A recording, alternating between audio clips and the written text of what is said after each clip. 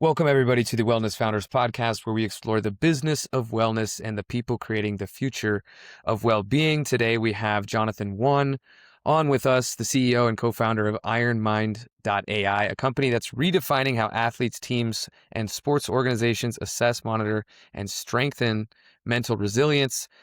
Jonathan, you guys are doing a lot of really cool things. You're integrating AI with frameworks that have been set by international Olympic committees. And the whole goal, it seems like, from what I've read and from what I understand, is to be able to provide real-time insights on mental health and how to have proactive interventions and personalized support so that athletes and people that are concerned with how their performance is are able to optimize based on the data that's becoming available to us now, which is awesome. And recently you just went through the Draper Accelerator program. Last time we spoke for a very brief few minutes, you were on their you call it a campus, or you call it a facility, whatever you want to call it. You were there, which looks pretty cool. Jonathan, thanks so much for coming and being part of the show. Great. Thanks for having me on. I'm excited to be here. Awesome. So first question, and when I was going through your background and when we had our initial conversation, we talked a bit about your financial background. So you've been a vice president of digital transformation at Wells Fargo. You've directed digital transformation at Visa. You work for BNP, Bank of the West, Schwab. Had an extensive experience as a financial background. And what I thought was interesting was that maybe you have a financial mind, and that may have influenced the vision for Ironmind and this idea that there is mental capital that we waste, or we don't invest, or we don't know how to use, and that you can make the unquantifiable quantifiable. And that's kind of seems like what you're trying to do with Ironmind. So tell me about your experience in finance and maybe how that's shaped some of the vision for Ironmind. Sure. So I'm Jonathan Wen, CEO and co-founder of Ironmind.ai. We are building the world's first mental readiness infrastructure. We have Grid OS, Grid Score, and Grid API, which you can think of it as the Neuralink without chips. Our goal is to make mental readiness measurable, predictable, and actionable. So a little bit background about my journey. I started years ago when I survived in a near-death drowning accident when I was 17. So that experience drove me into the lifelong exploration of resilience, ultimately completing more than a dozen Ironman races. And in fact, last month, I finished my 13th full Ironman. Yeah, bring out that medal. Show it a little bit closer to the camera there. There we go. For those of you on video, you could see the Ironman medal. That's a nice one. Yeah. They give out some pretty serious hardware. That's cool. Yeah. So if you look at the medal here, so basically the full distance is swim for 2.5 miles, bike for 112 miles, and also a full marathon after 26.2.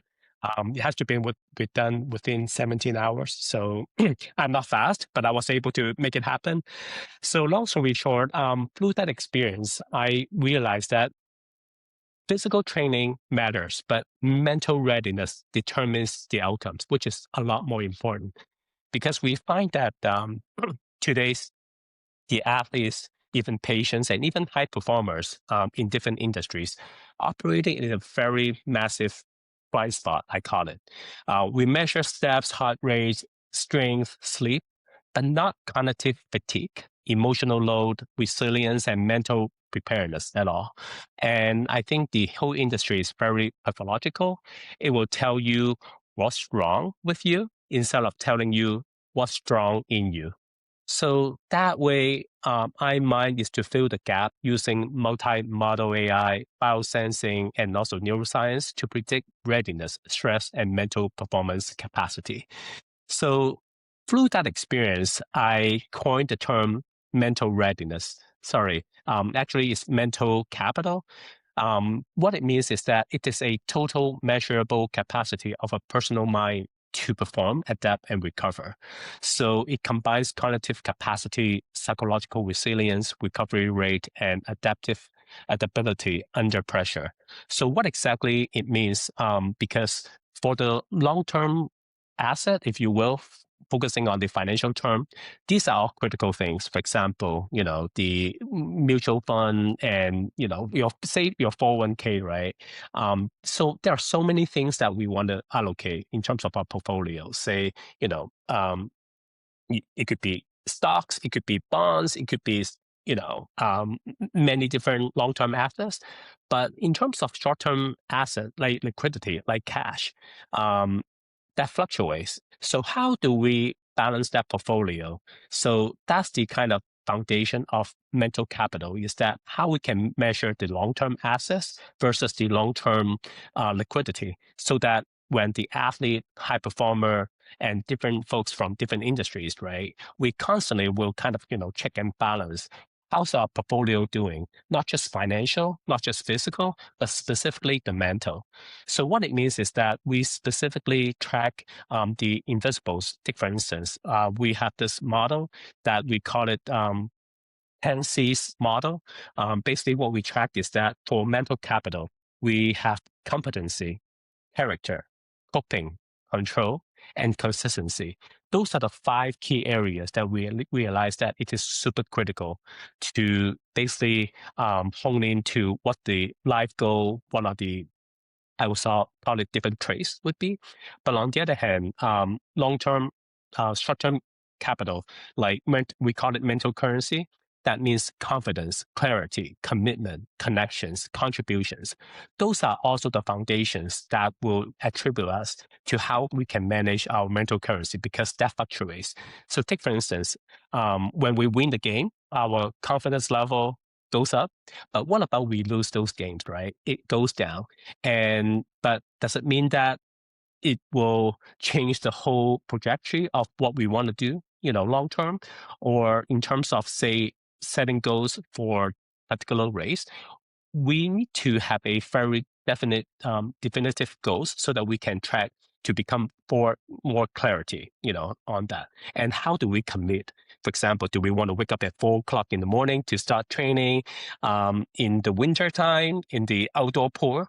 So those are the things that we really want to build, is to hone in on how we can manage different aspects so that we can manage our emotion, our stress, and build a resilience, stress recovery, better. And so this came from, an experience. Well, it seems like a lot of this came from your own personal experience of having a near-death experience and going through this personal transformation, realizing how strong your mind could be. How does it go from there to, okay, I want to create this product, and I have a very clear vision of what this product could be, and then I have version 1, and now I'm in this accelerator. Like, take me through the path there of how you created something that was viable, and what were the steps to do that? Sure.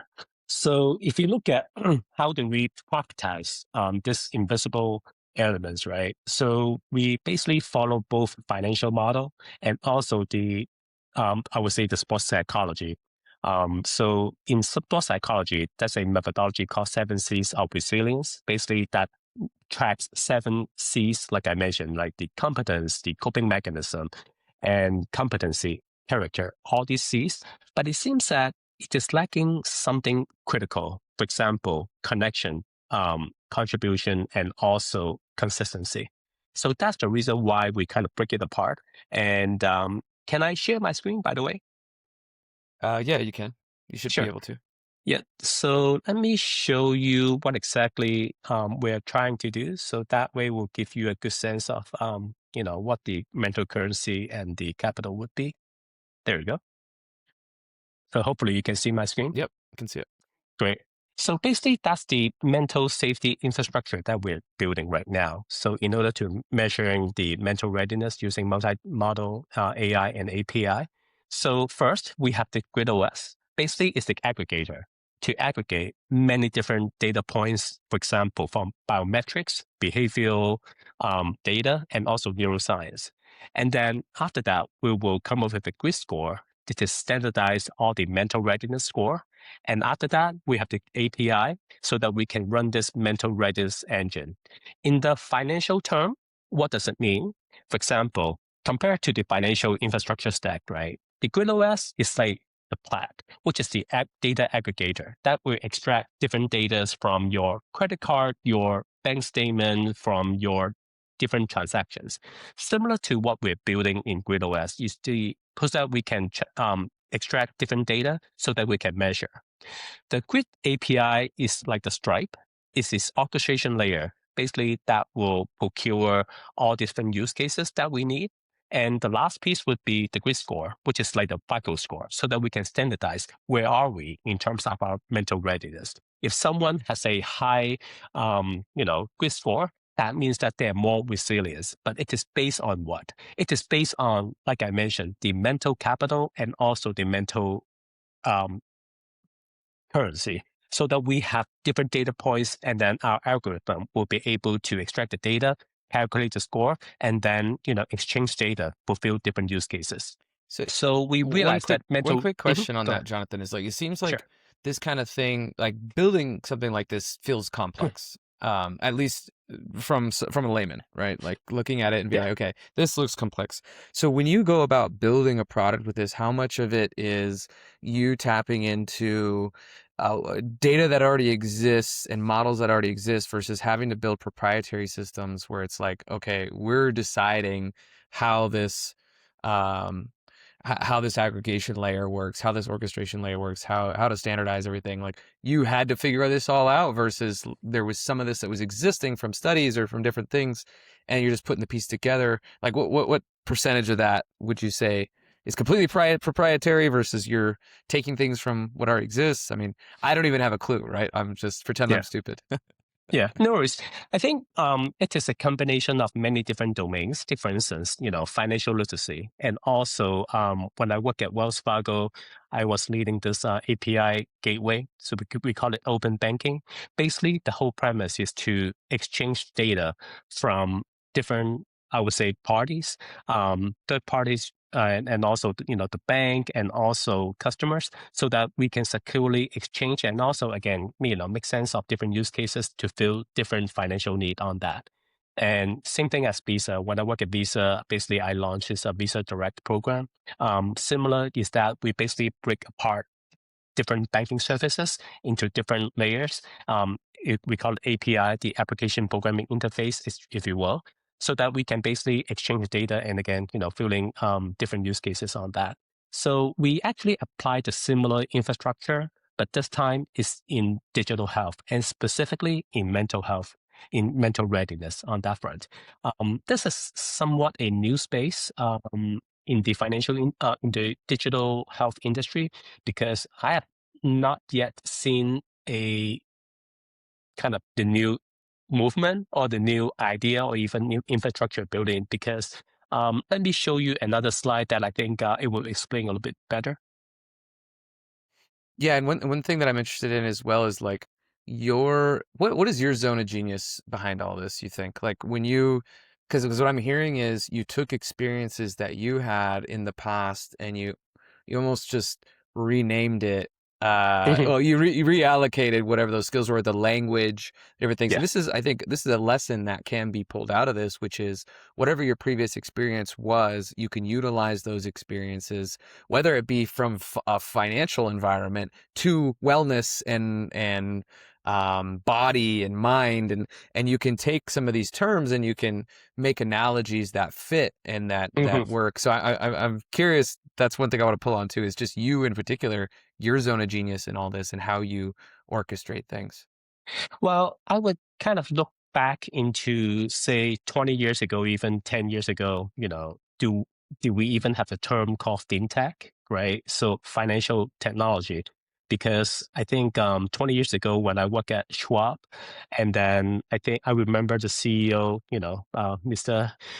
Schwab, he mentioned that we sort of like the technology company that happened to be in financial industry. So I think that's where the term fintech came from.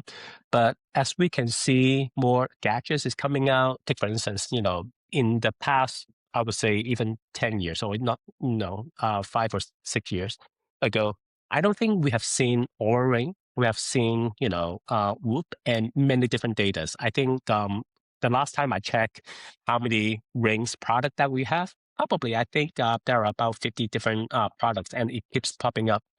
So what I'm seeing is that the world is not lacking of apps. The world is not lacking of devices. Right now, we are experiencing the lack of infrastructure that will basically lay out all different devices. Take for instance, right? So what I'm trying to build here is that is the good OS is like plat, but what does it mean? So specifically, we have 5 different domains that we extract data from in order to build a grid OS. Take for instance, all the biometrics that I just mentioned, the Ring, the Oura Ring, Apple Watch, Garmin's, Samsung, and all these, right? So they all define stress in different level. For example, most of them are defining based on HRV, the heart rate variability, and also, how much sleep that they have. And they all have similar algorithm on that. But is that accurate? Does it tell us anything? What kind of actionable insights can we take? I think that's a gap that we're trying to fill. But on the other hand, if you look at the traditional psychological assessment, so basically it is leveraging the self-assessment. For example, PHQ-9 is for anxiety. And also, some other, we call it instruments that basically based on the DSM-5, which is the psychology Bible. But again, it is very pathological way to tell us what's wrong with us instead of what's wrong in us. So I think that's something that we want to kind of, be very careful and think about, why do we always pick something that will assess what's going on, what's wrong in me, right? Like the depression, anxiety, OCD, and all this, right? They have the perfect instrument or assessment to tell us where we are. And at what point we need to take medication, we need to do therapies and all this, right? But is that the right way to assess our mental health or the mental capital, if you will? I think we need to change that mindset.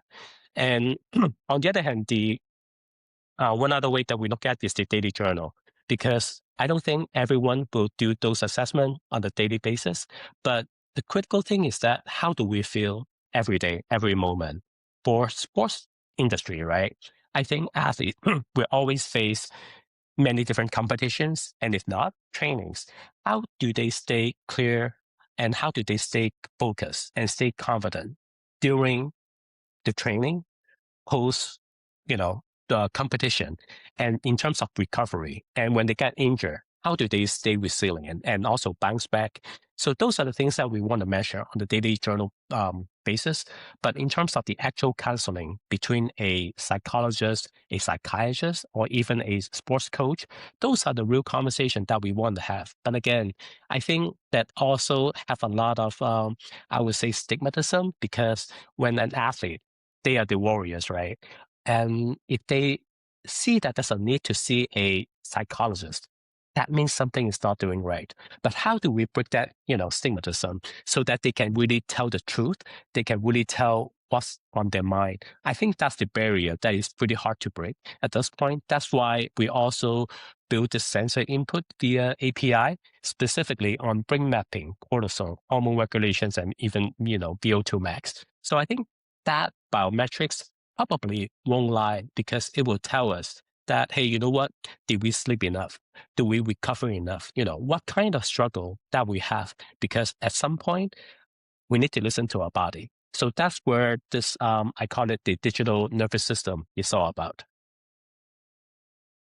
And when you think about like where this is all going as far as the widespread adoption of these types of things like wearables, like I have an Aura Ring as well, and I have a journal. I do a journal. I end up digitizing the journal. I have different things that are probably tracking my data that I have no idea about as well. But when you've designed this, how much of like your design of the product and the function of the product is based on what is available now versus what you anticipate will be available in the future? Because the future is coming so fast at this stage that it's like you kind of always have to be ahead. I'm curious how you guys stay ahead in what you're thinking will be the function of what you do. Glad that you asked. I think last time when we used ChatGPT, right? And it will basically understand our behavior, how we converse, how we talk to ChatGPT and how we interact with each other, right? We can upload pictures and do a lot of different things. But I think this is only one data point that we really want to look at is that this is text, this is images, this is, the interaction, the customer experience. But imagine ChatGPT 9 or ChatGPT 12 version, right? What will it look like?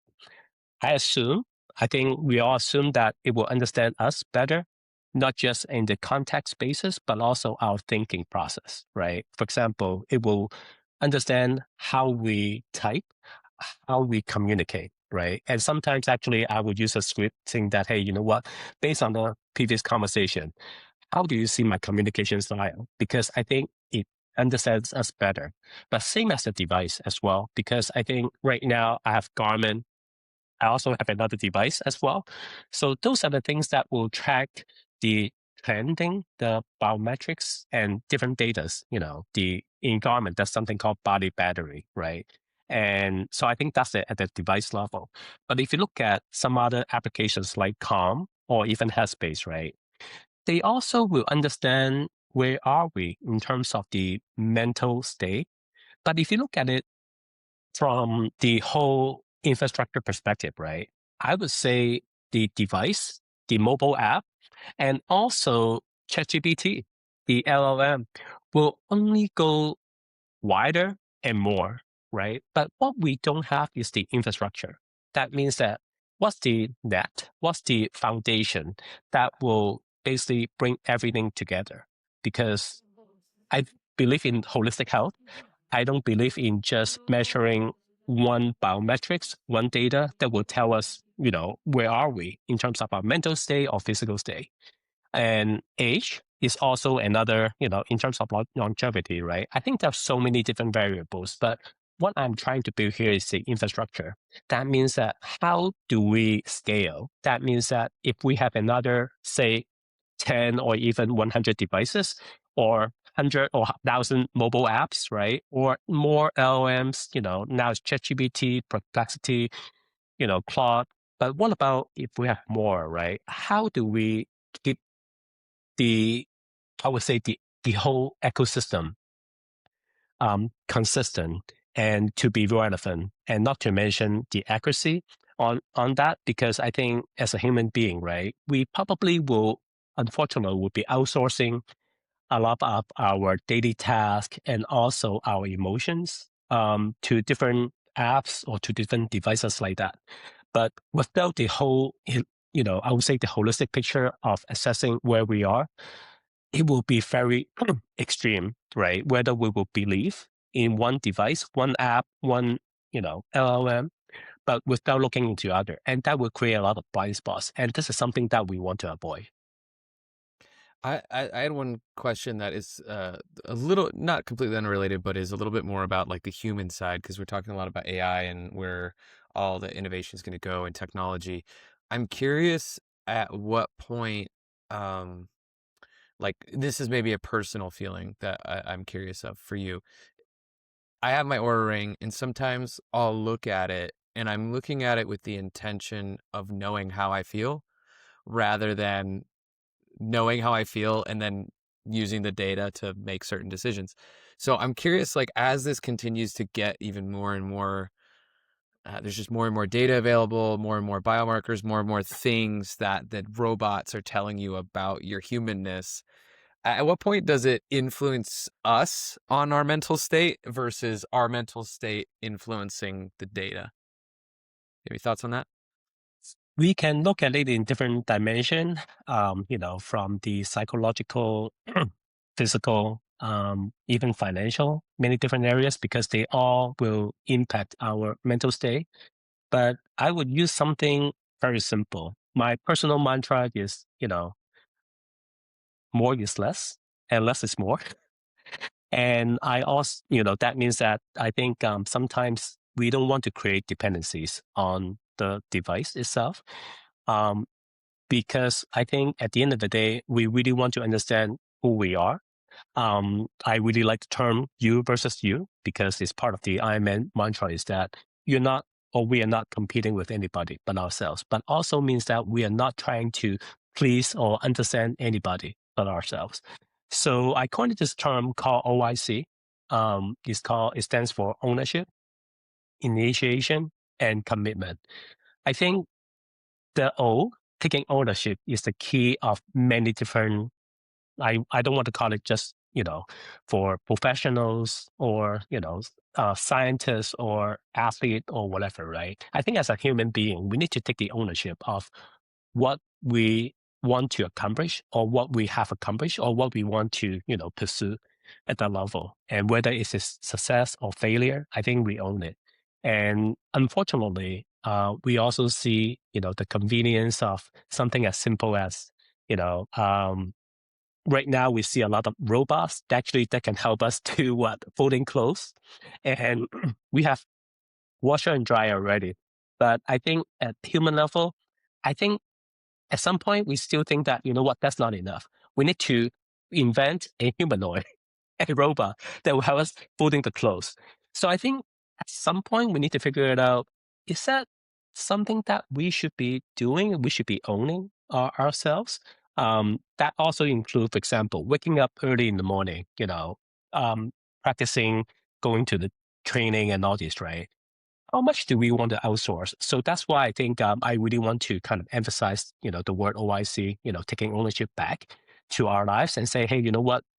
Sometimes we don't even need to look at the watch. Maybe it is only the indicator that will give us the directional advice. I think that's good enough. But do we really want to drill down and say, you know what? My body battery is 5 points off today. What's going on, right? I think at some point, I'd rather, spend the time and focus to run another, 5 or 6 miles so that I will gain more on that front. So Yeah, one thing stuck out to me was how many, just the amount of terms that maybe you've coined. How many terms do you think you've coined in your life? So many. Interestingly, I used to run the PMO, the project management office and financial institution. So in order to remember a lot of framework, so I used to use a lot of acronyms that will help me, I would say, stay focused and also kind of get things done. So that's like hundreds throughout your life, or what do you think? Probably, yes. Through those hundreds of the professional terms, Yeah. I call it my own. But I think another thing that helped me to stay focused is the model. For example, another model is I call it plan your race and race your Mm. plan. For example, when we prepare for competing or joining, the Ironman races, right? There's a lot of things that we need to think about. For example, our gears, like the swim and the run and the bike and the run gears, right? There's a lot of them, but how can we pack them in a small bag so that we can actually bring it, control what we can, and for example, the weather and also the ocean condition and the fog and the sunlight and everything, right? So I Mm. think these are the things that will help me to stay focused and insane.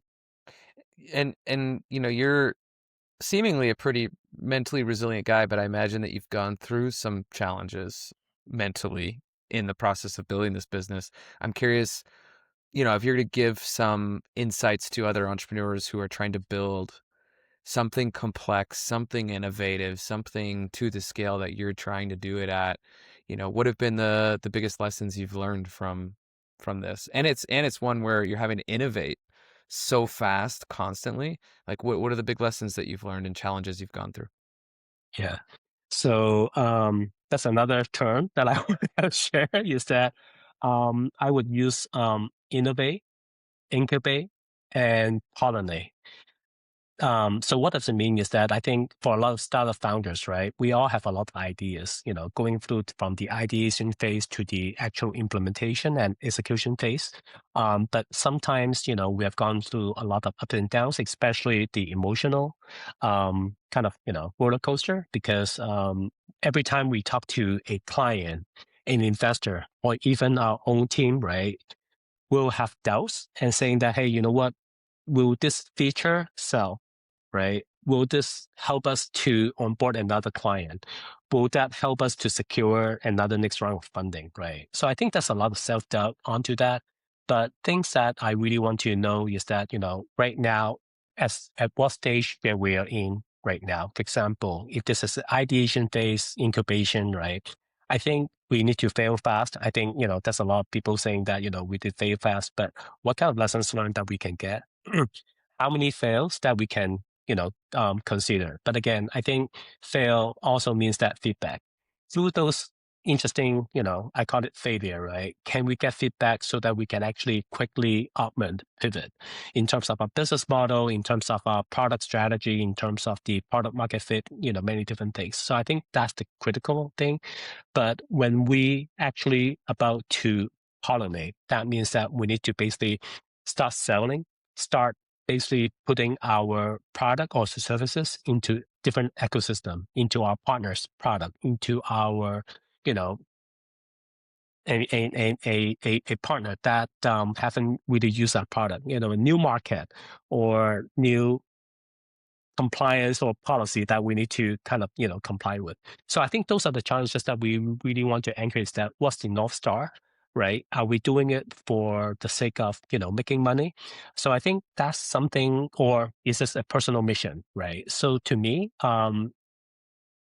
that goes to another acronym, which is I call it MVP.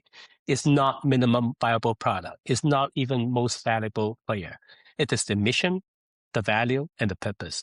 Because as many points, when I have doubt to our go-to-market strategy, the partners, the investors, and all this, right? I'll be looking at my North Star, which is why am I doing this? What's my mission? What's my value? And what's my purpose? So that I'll be able to kind of, hone it, navigate, and believe in ourselves so that we can lead the team to go to the same destination. And it seems like when you're building technology in this type of space, that is going to be very innovative and is going to require fast moving decisions that actually trying to fail by doing certain things that maybe have more of a chance of failure but have a higher upside. You know that you're going to get some lessons. I'm curious, as you've tried to put this out into the world, as you've pitched it, whether it's investors, whether it's these ecosystems you're talking about, these partners, what has landed and what hasn't landed, and what's been the result of that so far? Yeah. I think right now we have gone through, we are actually doing fundraising right now. So one feedback that I got a lot is that, what's the product market fit, right? Product market founder fit, many different things. And then in terms of traction, in terms of our go-to-market strategy, in terms of, your team, many different things. But I think these different investors will tell you or give you feedback differently. Sometimes I think we really want to hone in and say what kind of problem that we were trying to solve. So I think that's the constant. I would say the question that I will ask myself is that what kind of problem that we're trying to solve fundamentally, so that again, when we talk to different investors, sometimes they will know your industry, and most of them they don't, because what we're trying to build is that it's a mental health, mental performance infrastructure. What the heck it is, right? So imagine again Uber or Airbnb 10 years ago, right? I think that's the same challenge that they're facing right now, because we are, especially I think on mental health or mental performance, everything is invisible, right? Even some of the visible stuff, like a smile, like a grit, like the resilience, that can be fake as well, right? That can be mimic. That can be, um, man-made, I would say. But how do we differentiate ourselves from other competitors, or even something we're building something? For example, I'm trying to think that what we're trying to build is like the Neuralink without chips. That's what I'm trying to build. So people will say, what exactly is that? Right. So I think sometimes we need to visualize, conceptualize, or help others to tell the story to really understand what we're trying to do and what kind of problem that we're trying to solve, and also what the benefits and the features that we can bring, and specifically on the ROI. So that I think that will help us to help others to understand the business.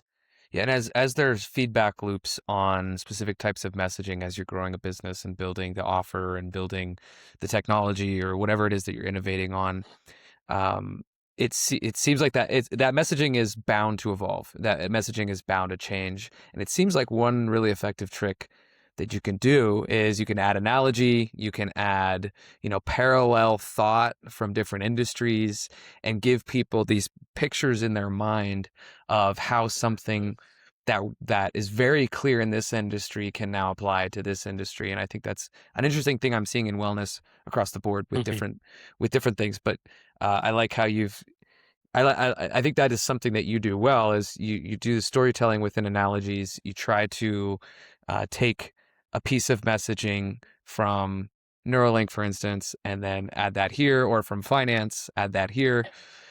Is that natural to you to just add analogies to everything? And that's maybe from the PMO days of doing all It's these pretty different much, acronyms, coining terms, yep, analogies. Okay. exactly. Yeah. So same thing when I swim, I imagine myself like a dolphin. There you go. When I run, feel like that, I'm a little rapid and trying to navigate different, terrains and challenging, different, myself and also the weather, so to speak, or some of the uncontrollables. Yeah.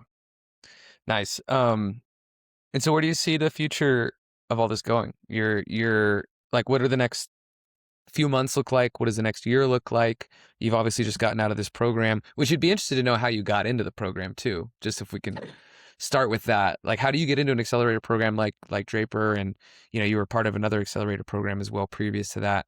Like, how have Yeah. you found getting into those types of programs? Yeah, so interestingly, this Draper is my fifth accelerator program that I've joined. And first one was in Hong Kong, in Cyberport, and another two and three are in Taiwan, and the fourth one is in Switzerland, hosted by the International Olympic Committee. So I think I can see the pattern is that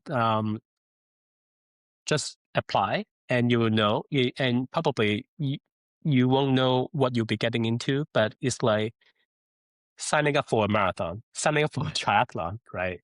Signing up is the first step, and then showing up, for the interview, showing up for the actual accelerator program. I think those are the cadence that I have built. But on the other hand, I think, getting into those accelerator program, I constantly will ask what exactly that I want to get out of. So right now, CIP, the customer, the investor, and the partners that will help me to get more customers, investors. So the infinity CIP loop is what I'm trying to get right now. So I think the lessons learned for getting into those accelerators is that, again, that could be a lot of, distraction while we're learning a lot of things, because we need to handle many different areas while we're building the product, while we are signing up with meetings with our clients or investors, right? And also attending those accelerator programs. So I think we really want to stay focused on what we're trying to get and also what we can give, because I think for those programs, that's another way that we can help not just ourselves, but also other fellows, other startup founders, even potential investors that will really want to learn, hey, what are you working on, right? What kind of challenges that you want to, fill? So I think it's a two-way conversation that I really cherish every time I go into different accelerator program. But of course, I think we also want to help them to commercialize, because starting something is important, but finishing something, scaling up your business is much more important as well. And how do you see that shaping out over the next 6 months, year, 3 years, five? How long do you build out in your forecasting, or are you looking quarter by quarter? What's the thought right Yeah. now? My go-to-market strategy is that I want to basically change or build this infrastructure, starting with sports, because compared to healthcare industry domain and some other industry, right, it is highly regulated, which is amazing, which is great. I think in terms of the digital health or all the sports, all the health company, we all need to think about the HIPAA compliance, GDPR, FHIR, many different, regulatory requirements. That's critical. But we chose sports as a first because in terms of the frequency, intensity, and not to mention, the duration, which is a lot more frequent than the regular person that who has mental health. That person may see the psychologist, maybe once every 3 months. right? When that person is fully recovered, I don't think that person would want to see this psychologist or, counselor again anymore, right? But for sports, it is a constant thing that we need to help the athlete and not to mention the coaches to achieve the goal. So I think starting with sports is one thing, but after that, we will be going to specific verticals. For example, it could be EAP program, the employee assistance program for the enterprise, for the Yeah. corporation, and even, for example, education, for example, high school, middle school, and some other areas as well, because we see mental health and mental, issues as it could probably will only get worse.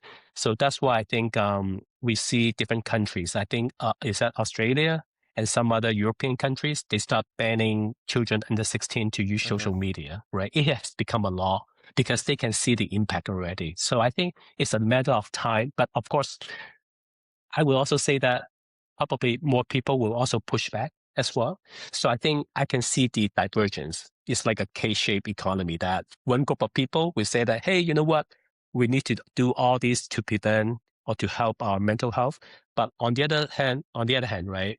Maybe some other company will say, does it mean that I will lose a chunk of my population, my user?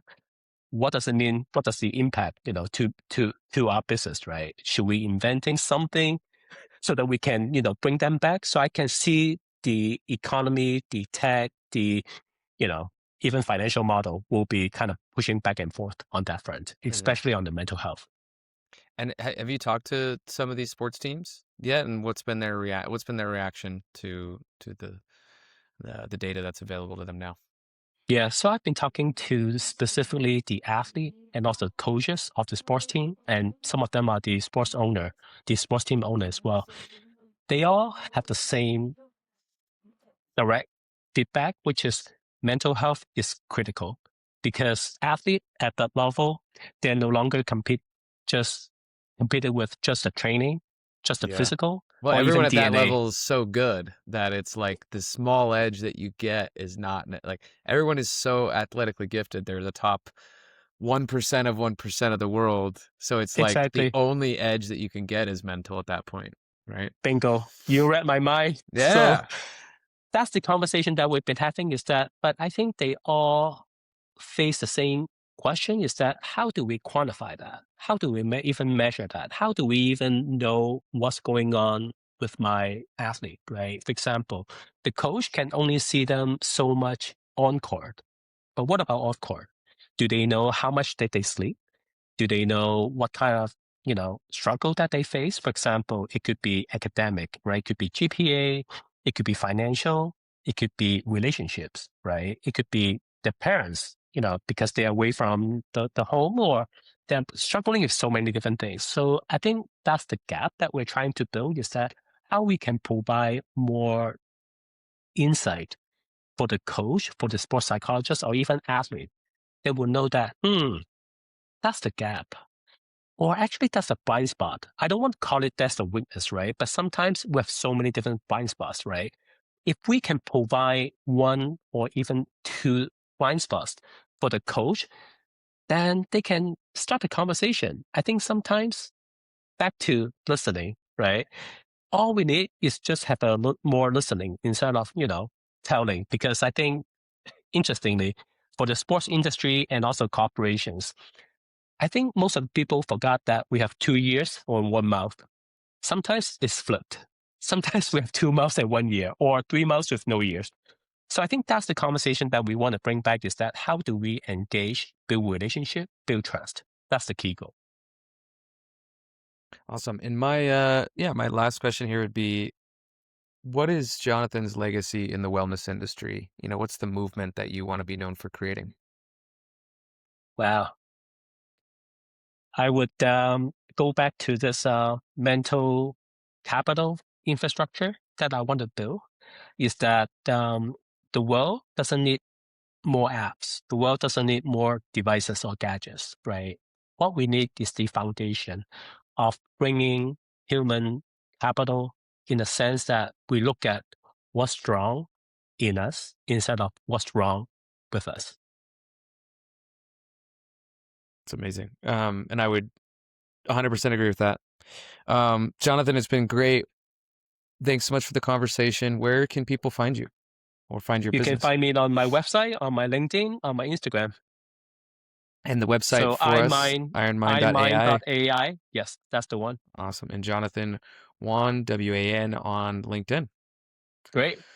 Awesome, man. Thanks so much for coming on. Really appreciate it. Thank you, Jordan. I think we should go out and run and exercise.